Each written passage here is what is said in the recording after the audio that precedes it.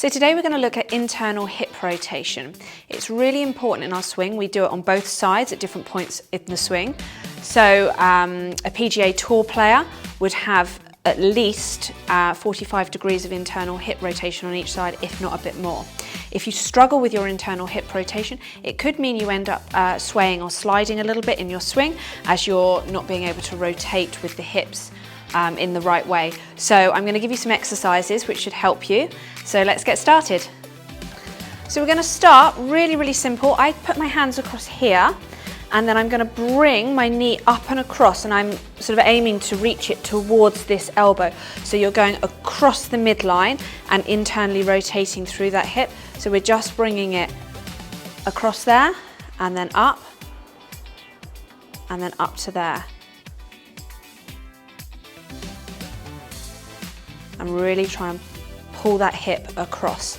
I would typically do about 20 of these, so 10 on each side, but alternating as you go.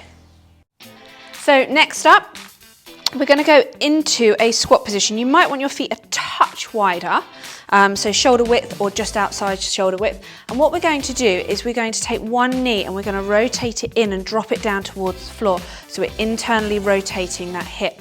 So we're going to start here and then we're going to rotate down and then stand back up to there. So we're rotating that hip in and then standing back up. So I'll just show you on the other side as well. Rotate down and then back up. And I would do 8 to 10 of these on each side. So next up, if you grab yourself a medicine ball, it doesn't necessarily need to be any particular weight, obviously light because you don't want it to crush your lower leg. And then we're going to put it in between your knees here. And then, just holding that secure there, we're then just going to internally rotate there and then back down. I'll go 8 to 10 on one side and then 8 to 10, switch onto the other side and then do the other side as well.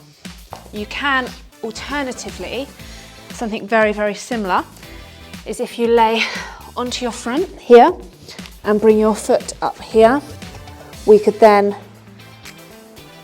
do this exercise where we're internally rotating. Very similar move. So if you struggle to hold the ball in place, you could try the one where you're lying on your front. Once again, I would do 8 to 10 on each side. So next up, staying down on the floor, I often do a 90-90 stretch where we're sort of doing these with my clients going from one side to the other, which is good for external and internal hip rotation. But if you want to focus just purely on the internal, you can sit with your legs sort of wide like this, and then what we're going to do is you can focus on one leg at a time and just rotate it inwards there. And just doing this sort of 10 to 15 times on each side. Obviously, if you can't get as far as I am, only go as far as you can without sort of feeling any pain, okay? So it's just meant to maybe stretch a little bit, but we don't want you to be in pain. And then obviously you would do the other side as well. And then next up, we are going into a half kneeling position here. And you can once again do this with the external and internal hip rotation. We're just going to be focused on just coming across the midline. So either hands here or you can have your hands across there. Try and keep your chest pointing forwards and just push across there and then step back to the beginning and really try and step across. Keep that chest pointing forwards and really work it across, and you can try and step a little bit further each time with that. Once I've done one side, I would obviously then switch to the other leg and do the other side. Sort of 8 to 10 on each side. So last up, we have an exercise a little bit similar to the one of the first ones we did, where we were twisting in and dropping the knee down. So if you get a box, I wouldn't go too high, probably wouldn't go any higher than this. And then it's almost like a Bulgarian split squat, but we're going to twist and have some internal rotation with it.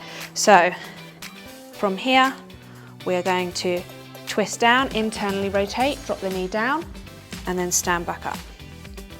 twist.